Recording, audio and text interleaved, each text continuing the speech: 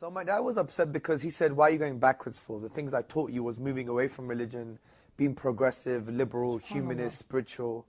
That was his issue. So he was really upset because he was like, all the experiences he had in his life that he learned from, it's as if I threw that in his face. Yeah. And obviously we would argue for the first few years, but it would be like a friendly, loving kind of argument, but it would be intense, it would be very stressful. I think the worst mistakes I did in that period was to basically make out as if my dad was incompetent and that he wasn't my hero anymore. Because my dad was always my hero and he still is. I mean, his values are phenomenal. He's like a walking Muslim without faith. All he needs is the faith. May Allah guide him. I mean, he recently said that he believes Muhammad is a prophet. Allahu Akbar. So, and he believes God is one. So he's almost there. He's there. He's almost there, inshallah. So, I'm sorry. Akhi, this is beautiful. That's what we love, the passion. And alhamdulillah, alhamdulillah. I think the worst thing was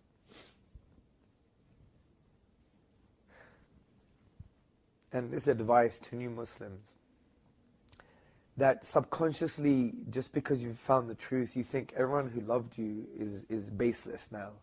And you want to try and make sure that they're wrong and they're bad. And that's what I tried doing with my father. Because he was a hero to me, but he wasn't Muslim, and I became Muslim, so what do I do with this hero? So I was trying to hack him down, basically, and I would really make him feel really, really bad, or pick the smallest mistakes he did in his life and make them huge. And I'm a father. If my children did that to me, it will be devastating. Of course.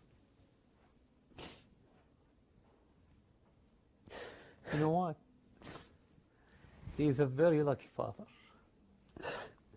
He really is. So I was really bad to him for many years. And I went on this kind of psychology course that makes you realize how bad you are, right? Like, it's your fault. Take power in the relationships you have in your life. And I realized that I treated my dad so bad. So I called him up after 6 years or something being a Muslim.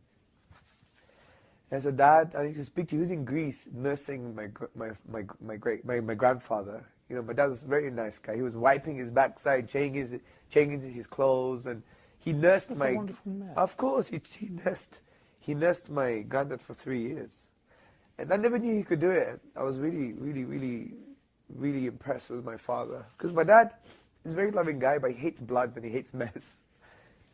Anyway, so I called my dad. I said, Dad, I want to speak to you. He was like, I hardly speak to him now, right, at that time. He thought something happened to the grandchildren or what's going on. So I said, Dad, I want to let you know that I know you love me. I know you love me, and everything you've done is because you love us. Like my dad used to work for 76 hours in a row. He wouldn't eat. He would just drink coffee. He was a laborer. He was in the factories. And he wouldn't eat at all. And he would come back tired and shattered. He had lots of varicose veins because he used to iron clothes as well. So I said, everything you did is because you love us, even the mistakes you've done. And I said to him, you're my hero. He gave all of his inheritance to his brother just to keep his family together. My dad has nothing, zero. We Muslims don't even do that. As you see it, he's a Muslim without knowing Exactly. or without adopting the faith or Yeah. professing the faith. But Of now course. you see it. Like my dad would stay awake for other people to sleep. He would be put in poverty for other people to. He would make us eat potatoes for 2 weeks, in order for his workers to have some food. That's how it was.